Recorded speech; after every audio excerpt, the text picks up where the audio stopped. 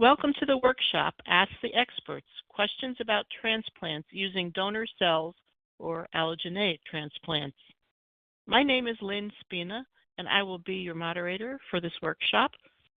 It is my pleasure to introduce today's expert panelists, Dr. Samir Al-Homsi and Dr. Annie Im. Dr. Al-Homsi is a clinical professor in the Department of Medicine at NYU Grossman School of Medicine and executive director of the Blood and Marrow Transplant Program at the New York University Langone Health Perlmutter Cancer Center, where he treats patients with blood disorders. His research focuses on decreasing potential side effects of transplant. He has published extensively on ways to prevent graft versus host disease, or GVHD. Dr. Annie Im is an associate professor of medicine at the University of Pittsburgh School of Medicine and a hematologist medical oncologist at the University of Pittsburgh UPMC Hillman Cancer Center. In addition, she is responsible for the long-term follow-up of stem cell transplant recipients and those with chronic graft versus host disease. Dr. Im's research focuses on blood cancers such as leukemia, lymphoma, and myeloma, drug development, stem cell transplantation, and graft versus host disease. Dr. Al-Homsi and Dr. Im will answer as many questions as time allows. Please type your questions into the chat box in the lower left-hand corner of your screen. Our first question is, what is the optimal spleen size for an initial HCT or stem cell transplant for a second infusion of donor stem cells? And we'll start with Dr. Im. Hi, everyone. Thanks for joining today. There's no strict cutoff for the optimal spleen size for transplant. Ideally, we would want the spleen to be at a reasonable size prior to transplant. But that being said, we do transplants for, in the setting of people having a large spleen, and that can still be successful, and we can still be successful in getting the spleen down as well. Was the question for second infusion? Was that the question? I'm sorry. It was, yes, for a second infusion of donor stem cells. Yeah, it's interesting, and I wonder if I even know this patient because we have a very similar situation actually at our institution right now. And so again, there's no sort of perfect number. And some of that also can depend on sort of what the reasons are for the need for a second infusion or a second, infusion of the donor cells. So, I will just say that I hope that answered some of it, but it's just a difficult question to answer without some of those kinds of details and sort of the context. Thank you very much. And then Dr. Al-Homsi, what do you actually inherit from your donor? Do you inherit things like metabolism? Thank you for having me. It's my pleasure to be with you. And thank you for the question. Essentially when we do allogeneic or donor cell transplantation, we are replacing the blood-forming organ, which is the bone marrow, and we are replacing an immune system. So, whatever is related to these two organs certainly can be inherited after the procedure, but otherwise you do not inherit anything which is, carried or mediated by other organs. So to answer the question, I think the word metabolism is very general, and it's difficult, to make a statement that would apply to all metabolic disorders. Terrific, thank you. The next question, I received the BRCA marker from my donor cells. I am a male. What are the chances that I may develop a secondary cancer? First, Dr. Al-Homsi's take on this too, because I don't know that that gene is carried in stem cells. And if that's the case, then there would not be a risk. But Dr. Al-Homsi, what do you think about that question? That's an interesting I agree one. with germline mutation, and I would not worry about that following allogeneic blood marrow transplantation.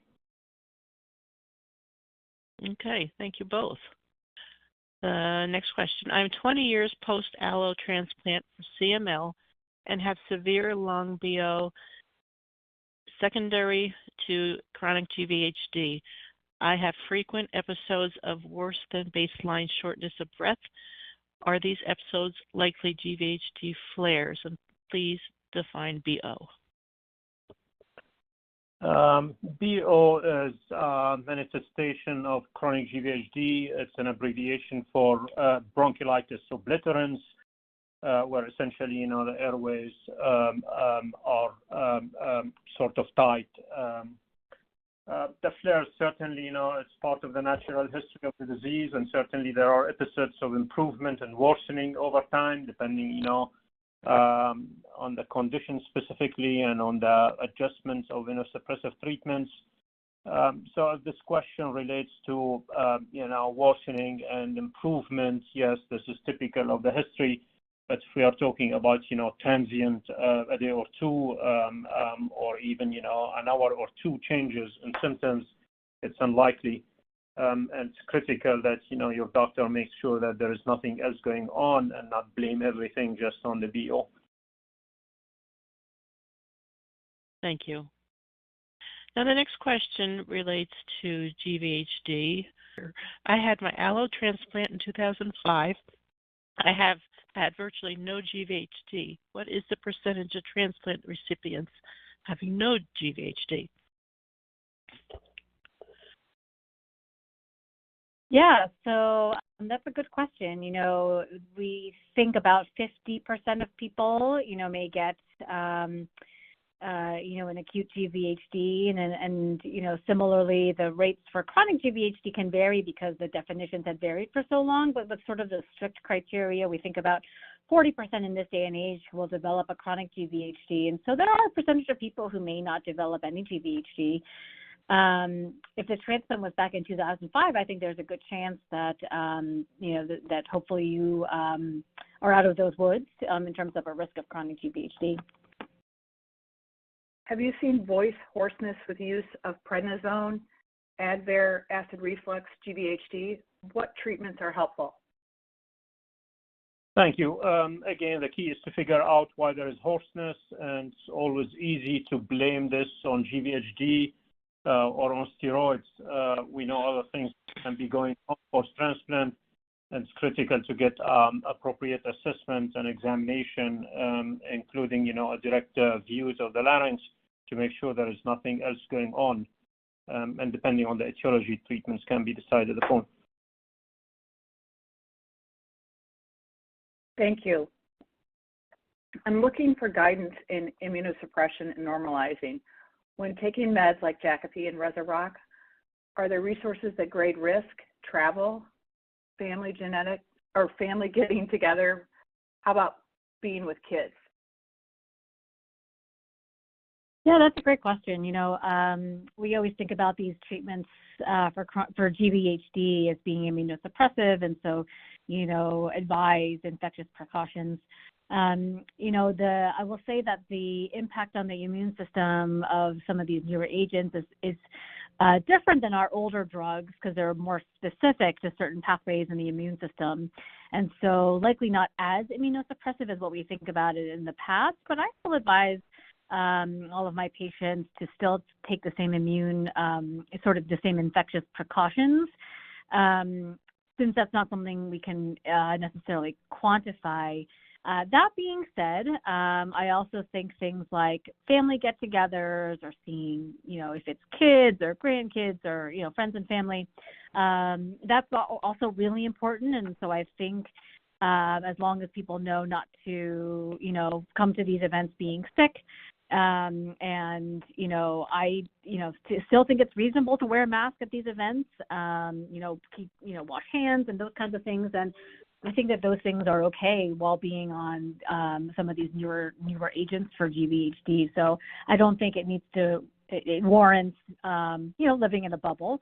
But just being sort of taking the usual precautions, I think, is reasonable while still going out and seeing people is fine.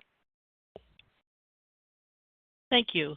The next question is somewhat related. After being diagnosed with AML and receiving an allogeneic transplant, will I ever be recognized as not to be immunocompromised? I'm thinking this person does not have GVHD and is asking this question. Thank you for the question. Typically we tell patients that a year after transplant, the immune system is back to its baseline, and we do not consider a patient immunocompromised at this stage. Of course, that means, like you stated, that there is no GVHD and the patient is not on immunosuppressive therapy. And actually, in our days, there are tests that your doctor can order to assess the status of the immune system. But that, again, as a general, guideline, unless there is history of chronic GVHD and the patient is still on suppressive therapy, at a year, most patients, have recovered essentially back to normal in terms of immune system. Thank you. The next question is, I had an allogeneic transplant in early December. When can I feel comfortable about not developing GVHD? Will it ever be safe for me to go swimming or gardening? Yeah, so in terms of acute GVHD, usually we see that, in the first year after transplant. Previously had been, thought that it was the first 100 days, but, we can see with certain kinds of transplants that we can see the, acute GVHD happening even after. I would say a year is probably too, within the first 6 months, I would say.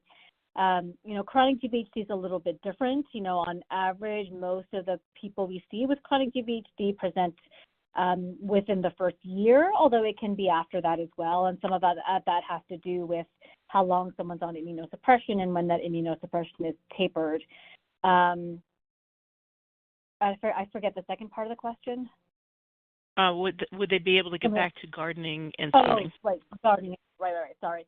So, and that's, again, I think once you're off immunosuppression, that's when those things are then available to do. So really it's the idea of just being off of immunosuppression in order to be able to get back to do those things.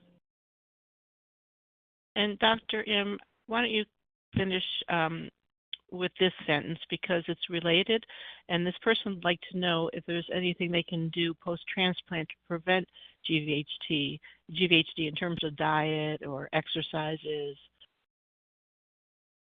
Yeah, that's a good question. I wish there was some things we could do. I think, diet and activity are always really important just for general health. So I think those are good things, although not specific to preventing GVHD.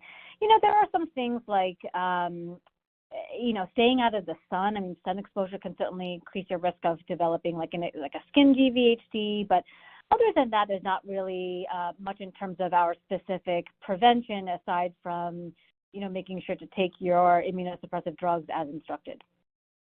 Okay, thank you. The next question is, do topical treatments for skin and mouth chronic GVHD treat the symptoms, or does it actually reduce the probability of recurrence? Is it helpful after symptoms are gone? Thank you. They treat the symptoms, but they also decrease the local inflammation. In particular, if we are talking about steroids, and sometimes, especially in cases localized to these organs, they potentially could be all what's needed. So most of the time we see them as adjunct, to systemic treatments. But there are certainly cases localized, to limited areas of skin or simply the mouth. And these treatments could be effective, both reducing the symptoms, and preventing relapses. So really, it depends whether this is just a localized chronic GVHD or more systemic disease. And any thoughts on weaning off prednisone after introducing Jakafi and Rezurock? What are some things to look out for after low dose use of prednisone for 1 year? Yeah, that's a good question and an important one. I do think that once you're on drugs like Jakafi and Rezurock, one of the goals would be to try to come off of steroids if possible. And so I do think tapering steroids is a good plan once you're on those kinds of drugs. If somebody has been on steroids for a long period of time, the body can become dependent on, so I should say kind of accustomed to having those external steroids, and so the body stops making its own natural steroid or something called cortisol, and so it is something that we can test for to see if the adrenal glands are making their own steroid or not. But some of the symptoms that people can talk about are sort of increased fatigue, a decrease in appetite or some weight loss, maybe some dizziness, lightheadedness.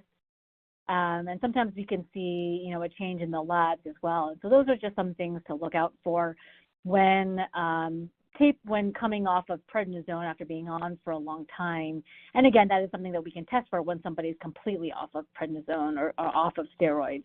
And then the other thing to look out for would be signs of GVHD as well, as those are being tapered. Jakafi and Rezurock and things like that should help prevent that, but nonetheless, it's still important to look for. Okay, thank you. Dr. Al-Homsi, there's another question about Rezurock, and this person is interested in knowing about the indications and side effects of the treatment. Thank you very much for the question. So typically, it's a drug that we use for the management of chronic GVHD after failure of a line or two of treatments, including, for instance, steroids and ruxolitinib. So that's essentially, the indication for using that drug, belimumab. In terms of side effects, the most common side effects we see simple things such as nausea, vomiting, sometimes some diarrhea. More annoying could be muscle aches, and probably, the worst side effects are abnormal liver function tests. And your doctor should be aware of all of this and should be monitoring your liver function tests. Great, thank you. This person asks, why cannot patients who relapse for AML after stem cell transplant and have GVHD receive donor lymphocyte infusions or another stem cell transplant? Yeah, that's a good question. So, when we give donor lymphocyte infusions, there's a very high risk of graft versus host disease. So if somebody already has GVHD, that's certainly very high risk, and so we would want to be very cautious about that. So that would limit an option of donor DLI or donor lymphocyte infusions in that situation. And similarly, a second transplant with the same donor would be a similar concern. Thank you. I had an allo in 2015. My transplant center is 300 miles from home. My transplant team has said I no longer need a BM biopsy if my labs are fine. My local hematologist, 150 miles away, wants to do a biopsy every year just in case. Your thoughts on this, please? I hate to make recommendations on specific case, but, if I understood it was BML several years after transplant. I'm not sure repeat bone marrow is needed. You can replace this by simple blood test to check on the disease status, including, a PCR for what you call BCR-ABL, which is quite sensitive. So I'm not sure routine bone marrow biopsies at this stage are needed. But again, your doctor might have some other reasons, and it's difficult for me to make specific recommendations on specific cases without full information. I hope this helps. Okay, thank you. That's understandable.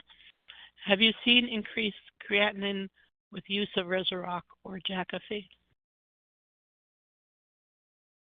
Those drugs don't typically tend to cause an increase in creatinine, but certainly we it's possible, especially in terms of if there's a potential way that they interact with other drugs that may impact the kidney or the creatinine, but it's not typical for those drugs. How about Dr. Al-Homsi? Have you seen that? No, it's not the side effect that would come to my mind, with these drugs, and typically there is something else going on that's causing that renal damage. Okay, thank you. And Dr. Al-Homsi, what are the percentages of high-risk MDS patients that proceed to transplant have had improved quality of life after year 2? Poor quality of life. I guess after 2 years, the main issue in terms of quality of life would be related to chronic GVHD. Unfortunately, despite our best efforts, we still see chronic GVHD after transplantation for MDS or for other disorders. And essentially, the significant cases, what we call severe chronic GVHD, is in the range of 15% or so. And most of the cases where there's significant impact on the quality of life is related to that chronic GVHD. So these are the percentages, essentially. I don't know if Dr. M has anything to add. Yeah, I would agree with that. Chronic GVHD is certainly, I think, the biggest factor when it comes to quality of life, long-term after transplant. Without chronic GVHD, I think people can certainly, without chronic GVHD or relapse, which I think are the biggest issues for, late after transplant, I think people certainly can do very well and kind of go back to their quote unquote new normal, normal, but, obviously with some adjustments based on the stem cell transplant status. But yes, I think we do see this frequently late after transplants, that people can get to that new normal. Thank you both. Why is it so important to perform stem cell transplant when the patient is in remission? If a patient is not in remission, do relapses happen more often? If a patient has GVHD after the transplant, I have complex karyotype and mutation in TP53. I'm thinking maybe this could be a general answer.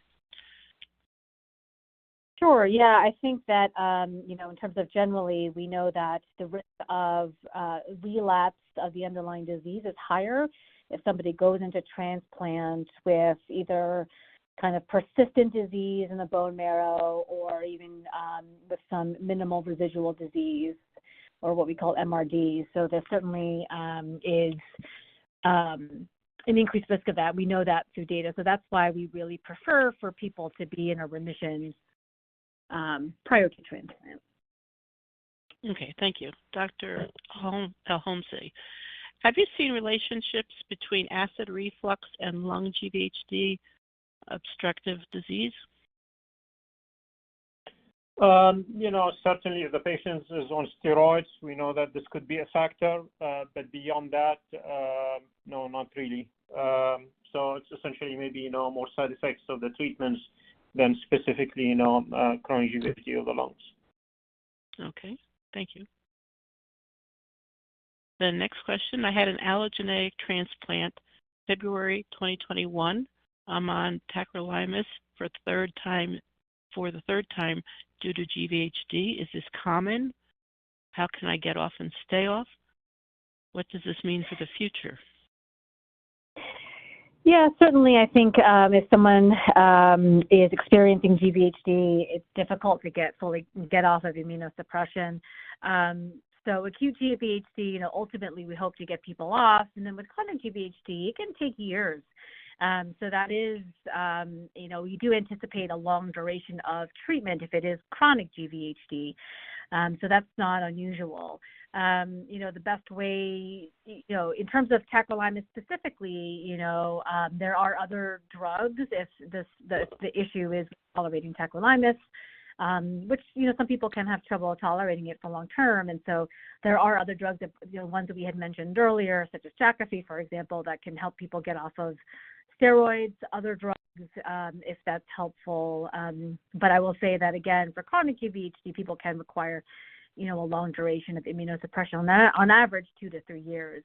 We don't anticipate that most people will need immunosuppression long term. Most people are able to come off of immunosuppression eventually as immune tolerance is finally achieved, or what, sometimes we'll call the GVHD burning out, quote unquote. So, that we don't anticipate everyone to be on it forever, but it is, it can be years. And then I just wanted to add one more thing to the last comment I made about, being in remission prior to transplant. I will say that although the ideal situation is to get into remission before transplant, sometimes just due to the disease itself or some kind of resistant or particularly refractory diseases, we're not able to achieve that. And so while that is the ideal situation, sometimes we can't get there and we do have to, go into transplant with some amount of disease in the marrow. So just wanted to make that clarification. Great, thank you. Do you know if there is any research ongoing about the lack of good taste/appetite for many post-BMT patients? Does this happen because the taste buds have stopped working? And if so, is there anything a patient can do to help with regeneration? Thank you. Yes, these are common side effects that we hear after transplant, and specifically, if certain kind of conditioning is used before the transplantation, including radiation therapy. Certainly, it's not an area I study and aware of research going on in there. I don't know if Dr. M would like to add something, but typically, basically, the treatments are symptomatic. Sometimes patients, again, because of different manifestations of chronic GVHD, can experience, lack of appetite, lack of desire to eat. That's a little bit different from lack of taste.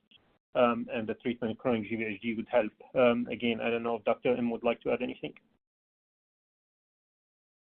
Yeah, I agree with that. I think I don't know that we have much in terms of kind of research in that area, but it is something that we see commonly after transplant, particularly with GVHD, as Dr. Al-Homsi mentioned. Okay. This person had a BMT 6 months ago for AML.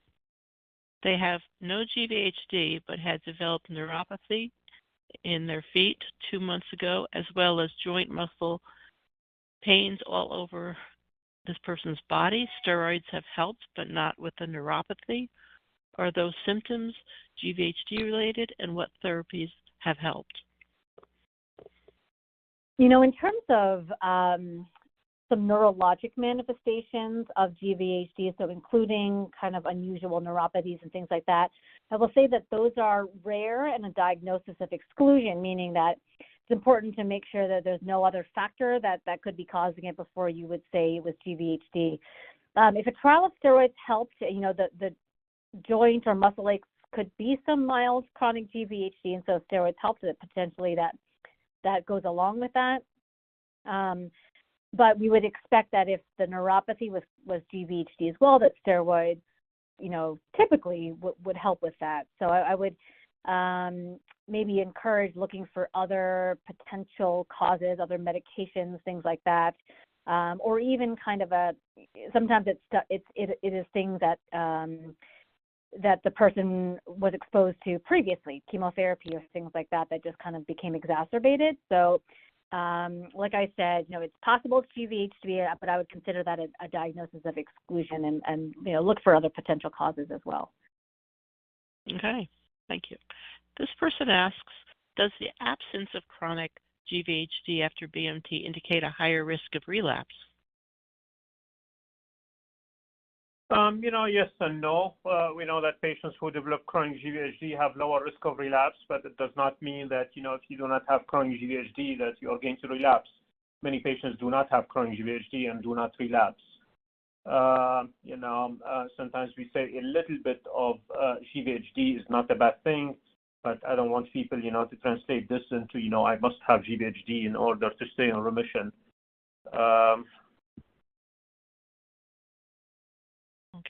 All right. This person asks, is there a lifespan for grafts? What is the likelihood of a graft failure 20 years after allogeneic transplant? Yeah, there's no kind of expiration date, I should say, for grafts. We would expect that once somebody engrafts and is doing well long term and is off immunosuppression and that immune tolerance is achieved, that should last forever. The risk of graft failure 20 years out is really unusual unless it happens in the setting of significant immunosuppression for a certain reason.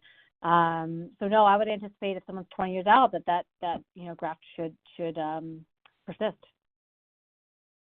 Great. Thank you so much for your care and work with patients like me with GVHD. Have you seen scleroderma in the trunk? Any thoughts on intervention? Yes, unfortunately, it's a very common manifestation of chronic GVHD. So we see that on a regular basis. I'm not sure what else the question is specifically about.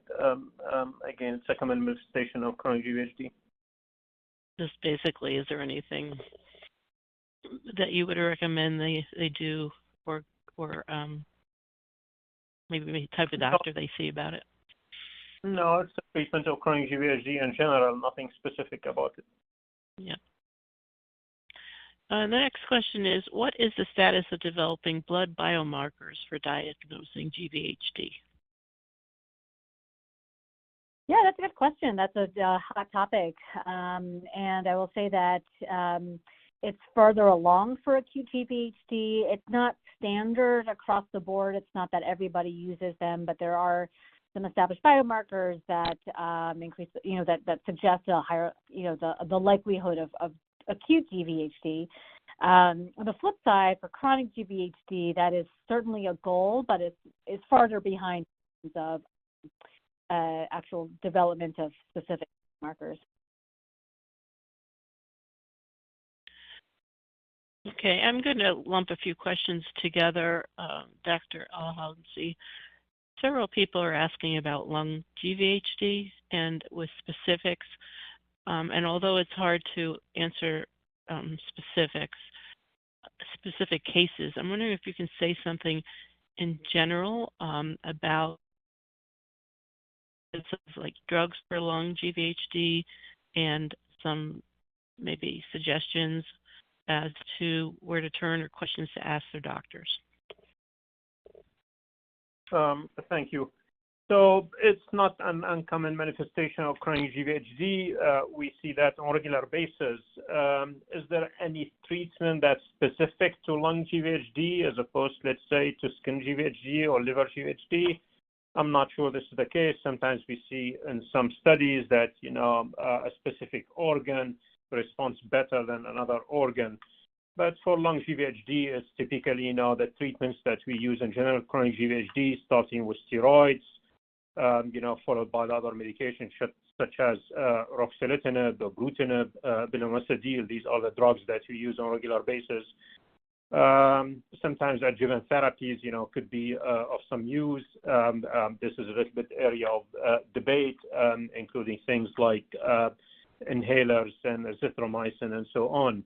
ECP tends to be, which is ECP stands, by the way, for extracorporeal photopheresis. It's a treatment that, in my experience and, in the hands of a lot of people, is effective for lung chronic GVHD. So these are essentially the treatments. Unfortunately, it's a manifestation of chronic GVHD that's, difficult to treat and oftentimes has significant impact on patients' quality of life. And these are, unfortunately, the treatments that we have. The good news is that there is a lot of research going on, and hopefully, we'll have some other treatments in the near future. Thank you. And I'd like to add that we do have a workshop during this week on pulmonary GVHD, and I encourage people out there with these lung questions to attend that session and further pursue your Q&As. The next question is,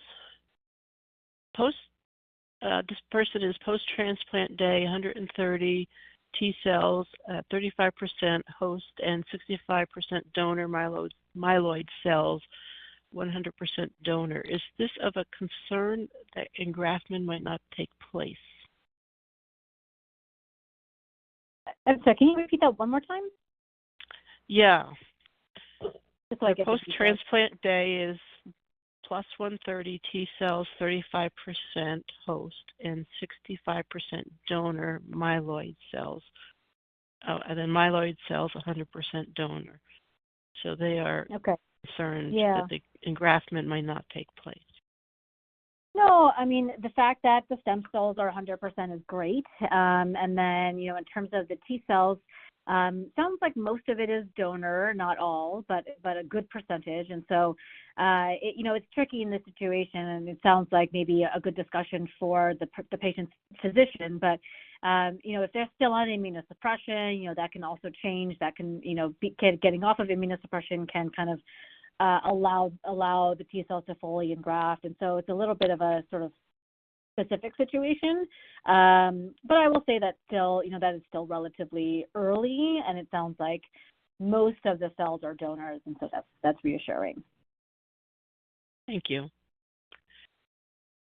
This person is considering having a blood DNA test done post-transplant and was wondering, will that no longer show my ancestry? So maybe you can comment in general also about DNA post-transplant.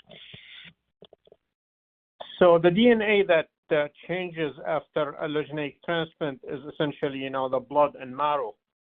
So it depends, what test you are doing to look at the ancestry. If you are taking a blood sample, yes, it's going to be the donors. But if you are doing, things like a swab from the cheek, that would still be the DNA of the recipients. Okay, thank you.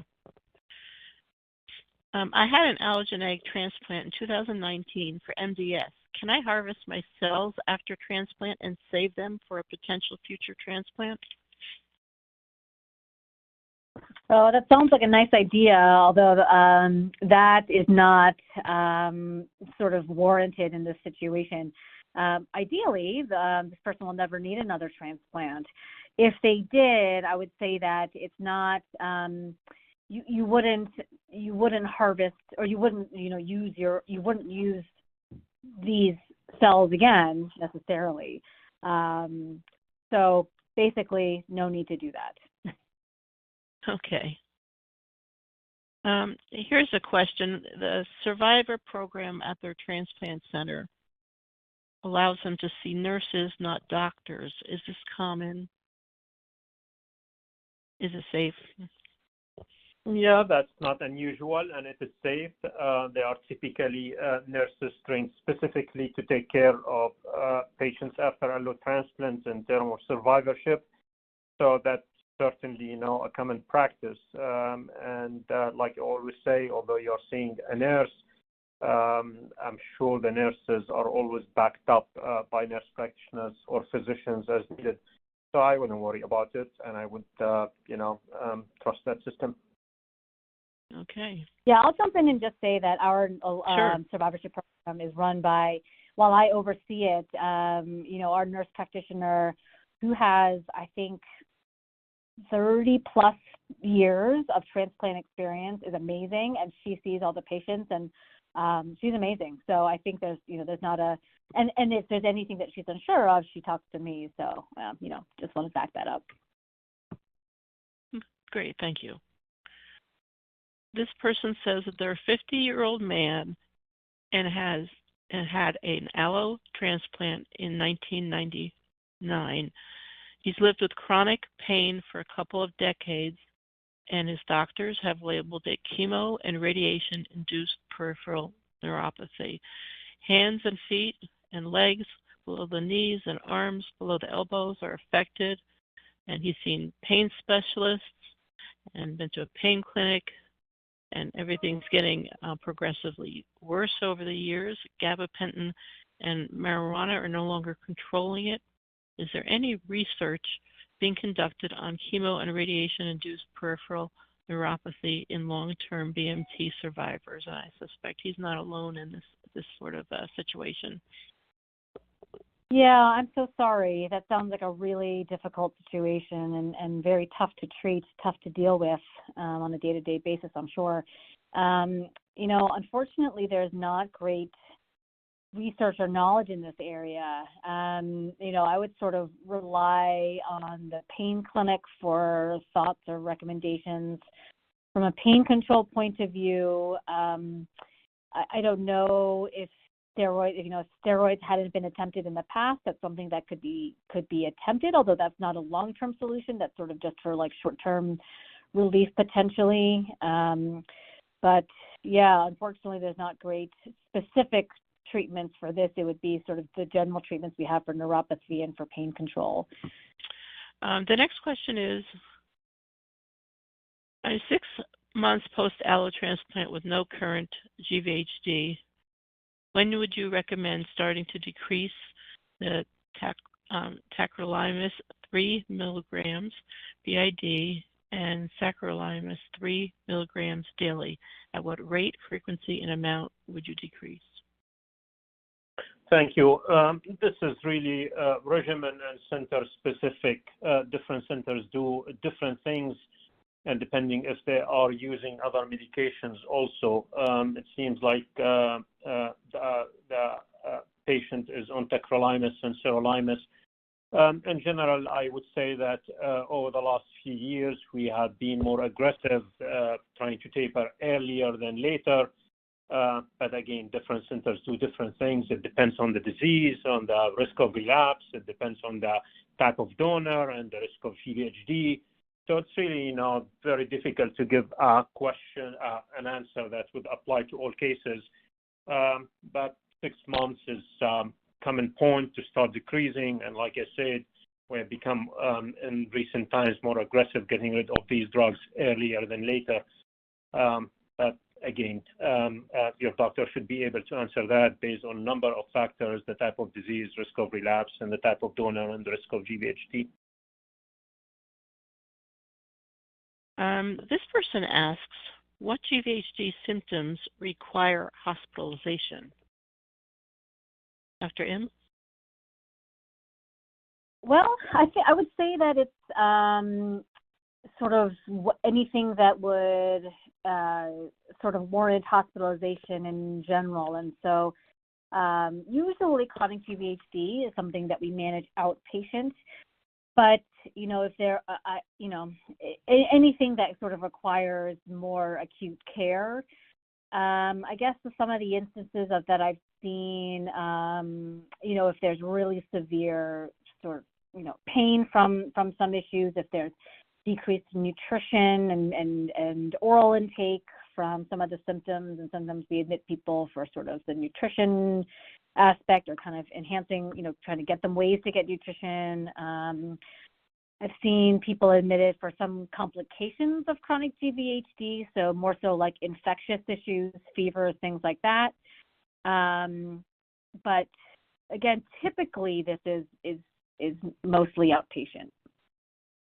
Is depigmentation a form of GVHD? I'm thinking skin. It's a very common symptom. It can be associated with chronic GVHD, but by itself does not diagnose chronic GVHD. When it comes to symptoms of chronic GVHD, we have manifestations that sort of, we look at, and they are specific, and we say this is chronic GVHD, and there are others which are less specific. And depigmentation is one of these non-specific, manifestations. So by itself, it does not diagnose chronic GVHD, but it's not unusual for it to be part of a chronic GVHD.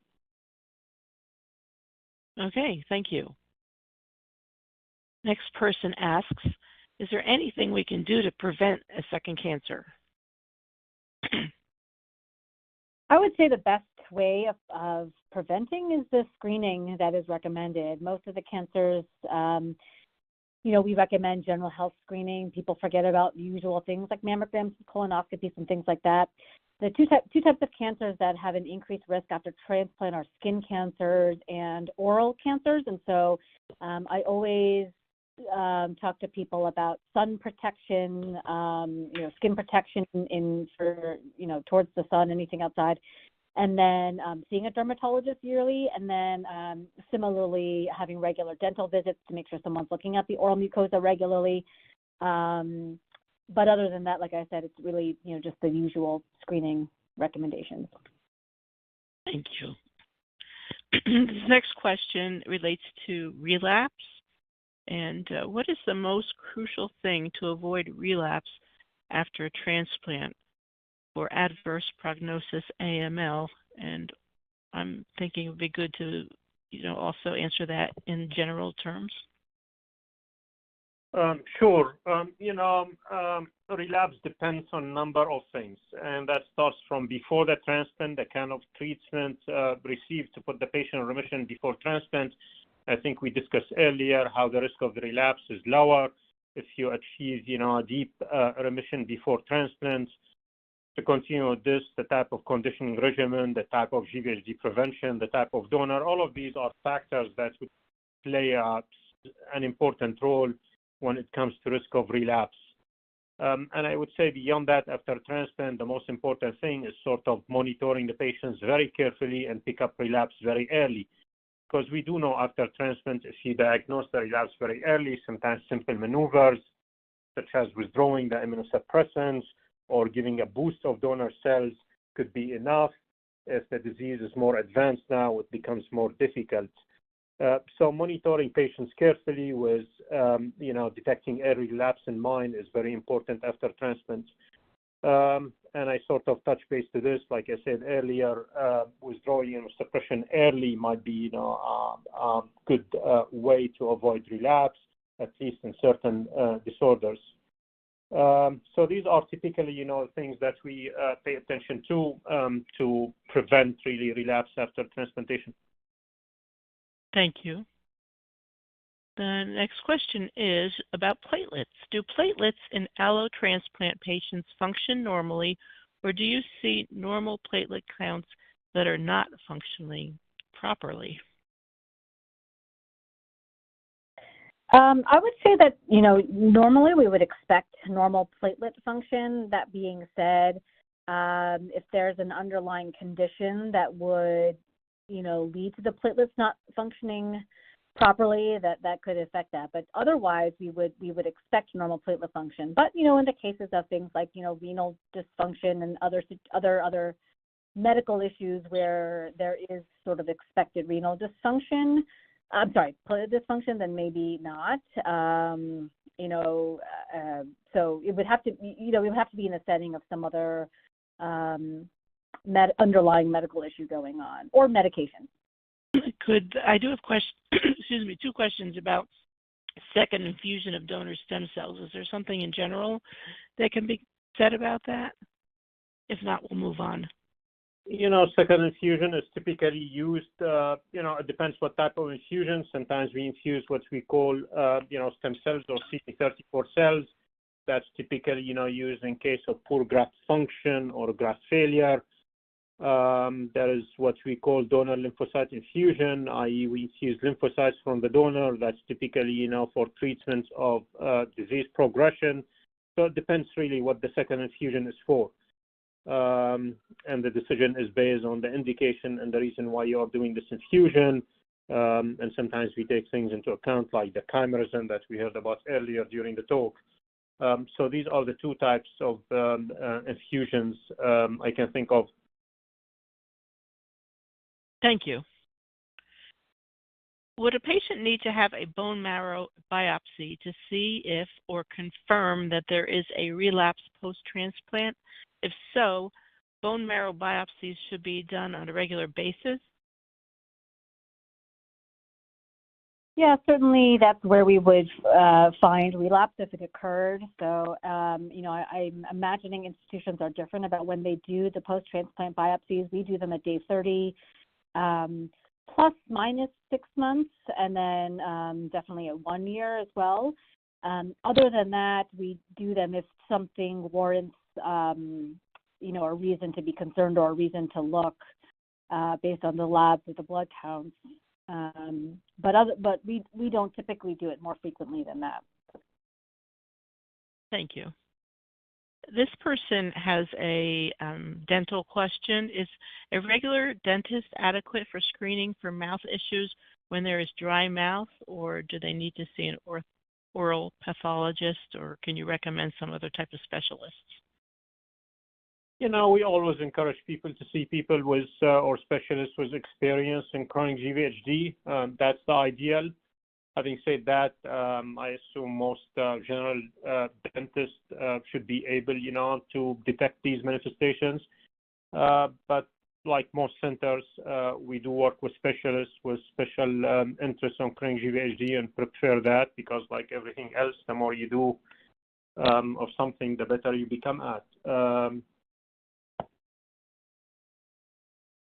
I'd like to jump in here.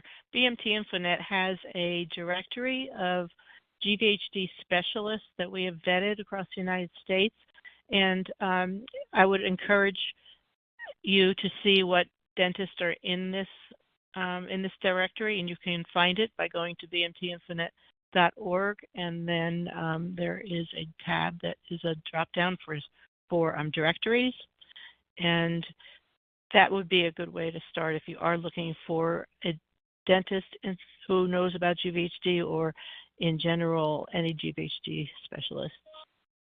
And I will be able to take one more question because we are running out of time. And that next one is going to be, I would like to understand the association of GVHD and mortality. My understanding is that use of immunosuppression increases the chances of infection and use of medicines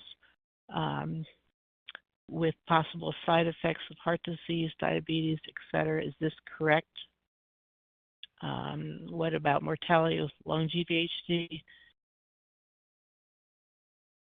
And that's the end. Yeah, there is an increased risk of mortality or an increased chance of dying with chronic GVHD. Certainly some of that can be due to the complications of treatment, but I would say mostly it is due to the chronic GVHD itself. Chronic GVHD and associated complications. And so the treatments, I think that the toxicities from the treatments, especially these days with some of the newer drugs, is much less. And so more of a minimal factor in that case. And I would say, again, unfortunately, there is an increased risk of dying from chronic GVHD or including lung GVHD, which is why, there has been so much activity and I think so much incredible progress actually in the past several years when it comes to researching them and some of the novel therapies too. Dr. Al-Homsi, could you make a comment on that as it relates to being diligent on screening and catching things early? You mean in terms of disease relapse or chronic GVHD? In the chronic GVHD as a kind of extension of this question and answer. Sure. That's critical, and I think it's very important for every patient to become educated about the early manifestations of chronic GVHD.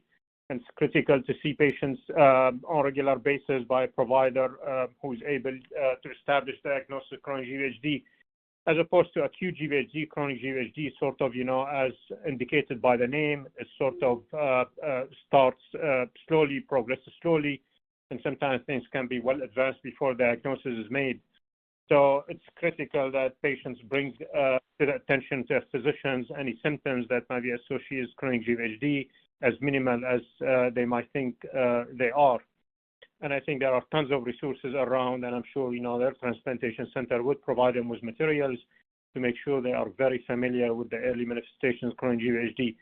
Certainly, it's very important to follow up with your providers on a regular basis and ask them the right questions when it comes to manifestations of chronic GVHD. So it's absolutely critical.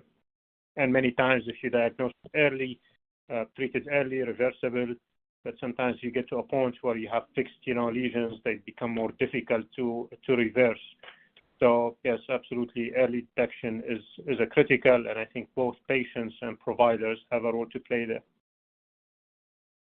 I think this question has been answered very completely, and it's very good advice that you've given us. So I do have to end the session now. We're out of time. On behalf of BMT Infonet and our partners, I'd like to thank Dr. Al-Homsi and Dr. Im for a very helpful workshop. And thank you, audience, for your excellent and many questions. Please contact BMT Infonet if we can help you in any way. Enjoy the rest of the symposium.